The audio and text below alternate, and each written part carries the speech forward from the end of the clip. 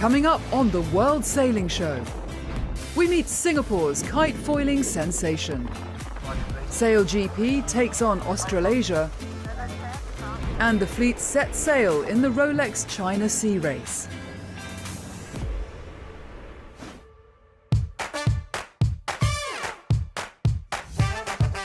Six days of racing, all 10 Olympic classes in action. Defending champions, world beaters, and a host of sailors facing selection trials to try and earn their ticket to race at the Olympics. Welcome to the 53rd edition of the Trofeo Princesa Sofia Regatta. This is a really important regatta. In the context of an Olympic year, I've won this event twice, so I'm looking forward to this event and I'm kind of not holding anything back. It's going to be a tough race, all the top riders are here, so we're going to have a lot of fun. This wonderful event is one of my favorite events to come to. I'm really excited for it to start, and I hope we all have clean, safe and good racing. The 2024 event got underway with a big Monday. Huge swells and 30-knot winds limiting the action to the 470s, kites and Ilkas. Germany's mixed dinghy husband and wife duo, Maita and Anastasia Vinca, closed the day in first place to help improve their chances of 470 Olympic selection. Today the conditions outside were like really big waves, I would say up to 3.5 meters. Average 20 knots, like really strong winds, gusty, really challenging. They held on to the lead on day two, while the rest of the classes finally opened their accounts in much calmer conditions. Italy's world and Olympic champions Tita and Banti took an early lead in the Nacra 17s, while Norway's Nes and Ronningen scored a couple of bullets in the 49er FX class. Day three saw both single-handed dinghy classes start gold fleet racing, which included the top 58 boats in the women's and top 65 in the men's fleets. Today's going to be about 3 times harder than yesterday, so much less space on the course, a very high density of good people, it's probably how I describe it, so tough racing, small margins. Despite his concerns, Great Britain's Mickey Beckett maintained his lead in the Ilka 7 class, while Australia's Mara Stranksey sailed herself into first place in the women's competition. This is a pretty important regatta for us as Australians. It's our last Olympic selection event. So yeah, basically the outcome of this determines who gets that games ticket. So there's a lot on the line, but it's super cool that it's so close between all of us. Norway were dominating the women's IQ foil competition, with Maja Gisler and Mina Mobek in first and second places by the end of day 4. Poland's Paweł Tarnowski was proving even more dominant in the men's event, claiming 6 bullets in the first 8 races to open up a 5-point advantage over world champion Nicolo Renna. Trying to focus, do the job, be aware that you are able to win every single race and just sail as you were going for the gold, and I think this is the right approach. I think I just managed to do less mistakes than the opponents, and that's it. Daniela Moroz of the USA had run away with the women's Formula Kite, winning 9 of the first 13 heats to book her ticket to the medal series. Straight into the final in first place. Really difficult forecast to begin with. You know, a lot of pressure coming and then leaving again, so you really had to keep your head out. Learned a lot, had fun, went fast, so can't complain. Singapore's Max Mader had been equally dominant in the men's competition, claiming 8 bullets in his first 12 races. I've had to give and fight with everything, and it's still tight, which goes to show that even after all this racing, everything's still open. Elsewhere on the water, Italy's Tita and Banti were winning Nacra 17 gold with a day to spare, while Mickey Beckett did the same in the Ilka 7 class to claim his 3rd Princess Sofia title. It's been quite a testing week, I would say. We started with that massive opening day and then went into the lighter stuff, and it's been a challenge from start to finish. Light winds curtailed the final day's programme for the 49er FX, IQ foil and 470 competitions, meaning the previous day's standings determined the winners. That meant gold by 1 point for Italy's Germani and Bertuzzi in the FX class. All week was a bit tricky and with light conditions of wind, and yesterday we knew we could take advantage of the stronger wind, and we knew it was important to take the lead. So we sailed well, and I think we managed to do it pretty well. France's Mion and Lecointre won the 470s by the same margin, while 3rd place for the Vincas kept them in the hunt for a place on Germany's Olympic team. which will be decided at the 470 European Championships in May. Poland's Paweł Tarnowski claimed top honours in the men's IQ foil, while a tight tussle in the women's competition saw Norway's Minna Mobek finish ahead of compatriot Maja Gisler. It was a tough competition. It was close with points, and you really need to do your best every race and try to do your best every race, so it was a hard competition, yes. In the racing that did take place on the final day, Hungary's Maria Erdi claimed gold in the Ilka 6 class, while Spain's Botin and Trittel did the same in the 49ers. Singapore's Max Mader underlined the form that had seen him lead the fleet all week by retaining his crown in the men's Formula Kite. But the biggest surprise of the regatta came in the women's event. Like Mader in the men's, Daniela Moroz had dominated all week. But she false started twice in the finals, which left Australia's Brianna Whitehead to take gold with a performance that also won her the Princess Sophia Overall Award. It's so cool. Yeah, I'm very excited, and I'm still out of words. I haven't quite processed it all. It's incredible to have won the Princess Sophia trophy. Yeah, there's so many amazing sailors here, and yeah, to win the trophy is really, really cool.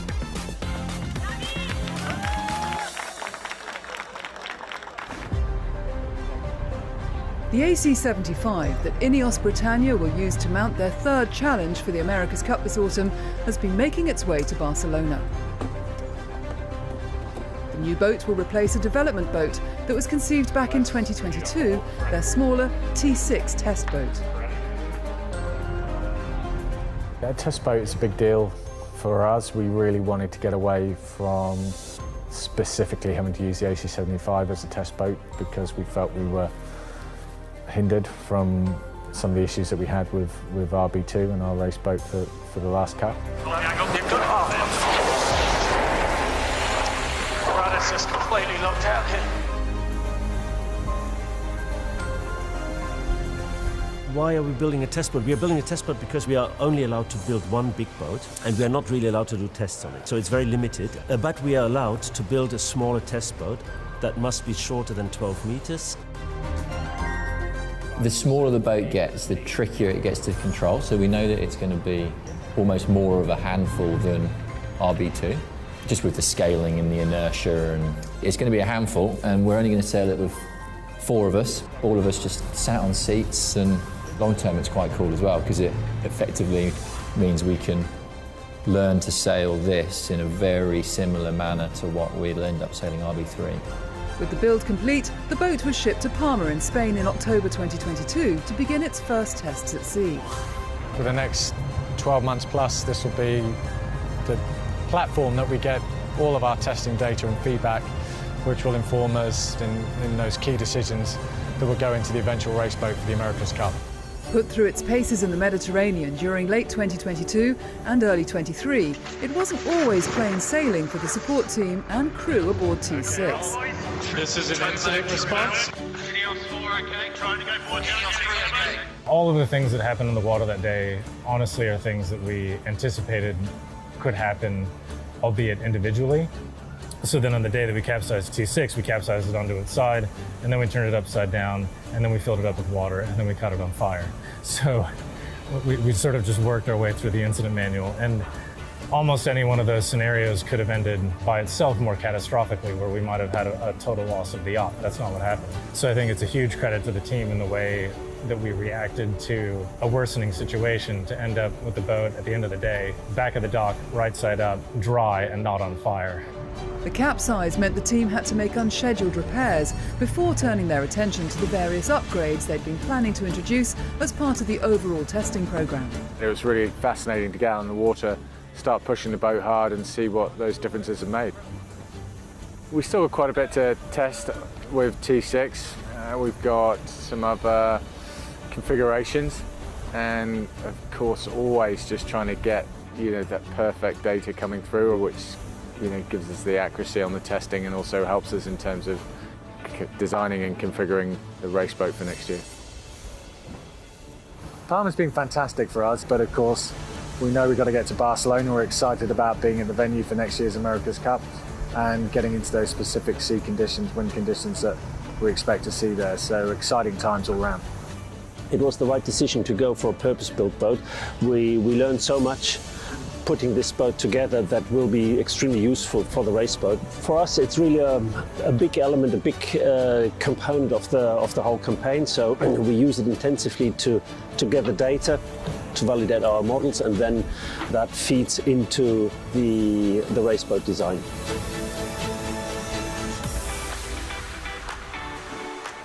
It's time to continue our meet and greet with medal contenders for Paris 2024, as we check out some of the sport's defending champions, world number ones and new kids on the block. Today the spotlight falls on Singapore's Formula Kite sensation, who's just retained his title at the Princess Sophia Regatta. Still only 17, Max Mader is heading to the Olympics as current world champion and one of the sport's biggest stars. Not bad for someone who only took up the sport 6 years ago. I started enjoying kite surfing only when I started foiling, really. Up until then, it was more of a thing that I did because my father asked me to and because I enjoyed the racing aspect of it. However, once I started foiling and I came up out of the water surface and balanced on that foil, that was what really captured me and made me enjoy this sport because it was an interesting new thing which required more technique than brute strength. And later down the road, my parents did have to come to terms with the fact that I was going of speeds of up to 80 kilometers per hour, and there was a realistic likelihood that I would crash. Mader won his first competitive tournament in 2018, but 2021 proved his breakthrough year. He won the first of 3 consecutive Youth World titles before taking gold at the European Championships and finishing 5th on his debut at the Worlds. The day I turned 15, I won my first big international event, and I believe that was really when I got propelled into competing at a high level. Having that first breakthrough at the European Championships meant a lot to me, so I was generally just happy that I made it so far at the Worlds, and more so happy that I gained experience at such a high-level event.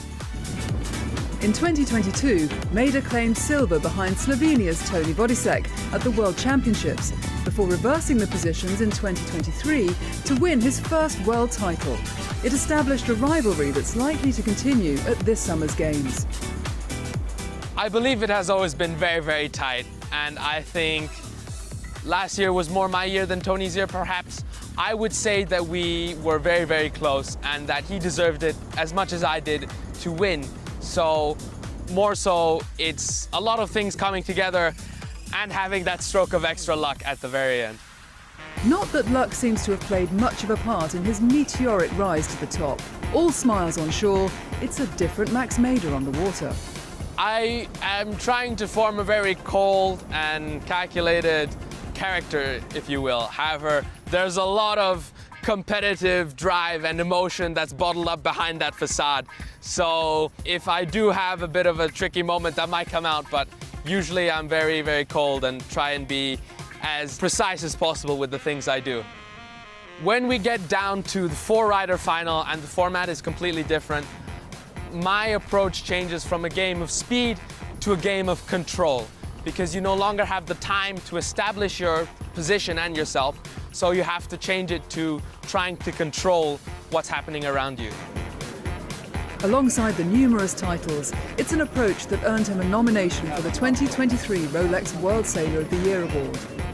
But the prize that really matters is the one that's going to be on offer at this summer's Paris Olympics, where he'll want to go one better than last year's test event, where he finished second. Racing in the Bay of Marseille is going to be exhilarating and exciting because we're going to have varying conditions. We're going to have very, very tight competition. If you want drama, explosions on the water, tight racing and speed, Formula Kite is the class to watch at the Olympics, because no matter what the wind speed, we will be traveling at a fast pace and you will get exciting racing to watch. Singapore has only ever won 1 gold at the Olympics, so victory for Mader this summer would mean even more to the young rider. Knowing that there's only been ever 1 gold is more of an opportunity, I guess. However, I only feel pride, and that responsibility comes with representing your nation at the highest level of sports. And I don't think having a medal that has to be won or not is affecting me. More so, I would want to represent my nation to the best of my ability.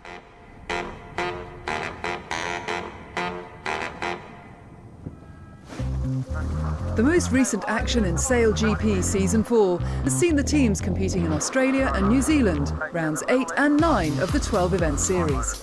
Sydney Harbour was the backdrop for the first of these, with Tom Slingsby's Flying Roo taking victory in the opening race on home waters ahead of Denmark and New Zealand. The weekend was a rollercoaster ride for Team Germany, as they were forced to take evasive action following an aggressive move from France. Luckily, Eric Heil's crew narrowly managed to avoid capsizing. Germany must keep clear. Whoa! The Germans missed the mark. Oh, and this could be disaster for the German crew. Can they keep it upright? Just. There was more aggressive manoeuvring from Quentin de la Pierre in the next race. This time, the French snuck in front of New Zealand, but the Kiwis were undeterred and went on to win the last race of the day. The next morning, the Germans made a fast start, battling into the lead ahead of Switzerland. They then edged out the black foils of New Zealand at the final mark, and Eric Heil held his nerve to steer Germany to their maiden Sail GP victory. Winning race number 4 and picking up their first win, it's Germany's Sail GP taking the victory in Sydney Harbour. However, it was Tom Slingsby and Australia who had the final say in Sydney, beating Denmark and New Zealand in the final to take an 8-point series lead.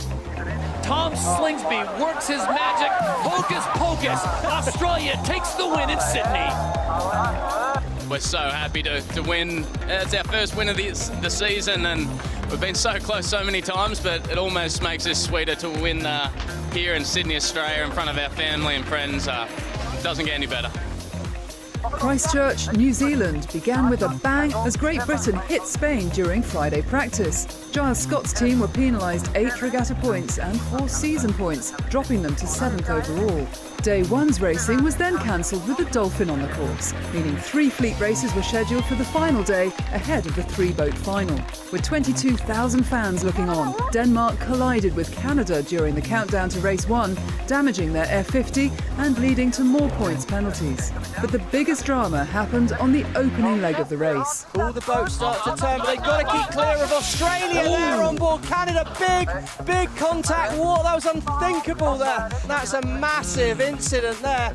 The boat was damaged beyond repair, and they were also handed an 8-point deduction in the overall season standings. Out in front, New Zealand came out on top after an exciting battle with France. Just the start that Peter Burling wanted in front of the home crowd. Race 2, and after a forgettable outing in Sydney, Canada led from start to finish with their Kiwi skipper, Phil Robertson, mastering the conditions in Lyttelton Harbour. Race number 2 goes the way of the Canadians with a Kiwi at the wheel. Race 3 went to France ahead of New Zealand and Canada, and it was these 3 that made it into the grand final with a win apiece. 9 seconds to go. Canada must keep clear of New Zealand. Burling's timed this well. France are coming at pace. How's your timing? Peter Burling at the bottom end of the line. Perfect from the Kiwis there on the inside. They have control. New Zealand inched ahead, and there was no way back for their rivals. Canada tried splitting left, but ran into light winds and dropped out of contention. France made their move at the end of leg 4, but their rounding was too messy. Their F50 reared up and stalled out. Peter Burling and the Black Foils made no mistake as they took victory on home water. Christchurch on their feet. Say hello to your winners. It's the Black Foils with the win.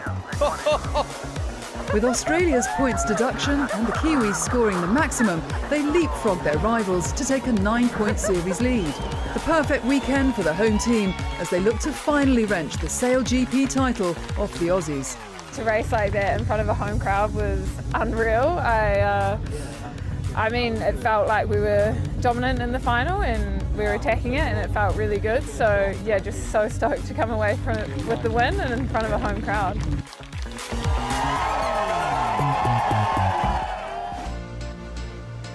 Celebrating its 31st edition, the Rolex China Sea Race attracted 21 yachts prepared to take on the 565 nautical mile course from Hong Kong to Subic Bay in the Philippines. After success in last year's race, Standard Chartered Sentinel 5 were back for another shot at glory in one of Asia's premier offshore yachting events. Well, it really feels good to have won the line honours last year. And then definitely it's going to be much better if we're able to do it again. In any race for that matter, it's really very difficult to be able to do any prediction, but we just hope, but we don't expect. The first ever Philippines winners would be up against stiff competition, but the race record of 38.5 hours, set in 2016 by the Mod 70 Beau Geste, looked unlikely to be broken, with light breezes forecast down the track. Nonetheless, the race start was a spectacular sight as the boats left Hong Kong harbour and headed into the South China Sea. There were multiple categories in the race, including double-handed entries, but the biggest class was IRC Racer, which included Random, Seawolf, Happy Go and Sentinel 5. The battle at the front came down to Nihua's Happy Go against Ernesto Achout's Sentinel. The race was settled in the early hours after almost 3 days at sea, as Happy Go took line honours by just 5 minutes. They'd shaved more than 20 hours off their 2023 performance, and with a corrected time of 2 days, 18 hours and 57 seconds, were too strong for the rest of the fleet. For the first time in 14 years, they also took the overall handicap victory. On the first night, I told the crew just to go for it. I said, go as fast as you can on the first night while we have the wind, get as far down the track as we can. And then, of course, we have to decide when to come in and start playing the angles to the finish. But the wind helped us. A big call was whether to come down the coastline like the Centennial guys. They came down the coastline, they know this coastline very well, so we decided to stay out with the wind and with the angle. It's the most exciting Rolex China Sea race that I've ever experienced. What's so exciting from the first time, from the first day, all the way up to the finish.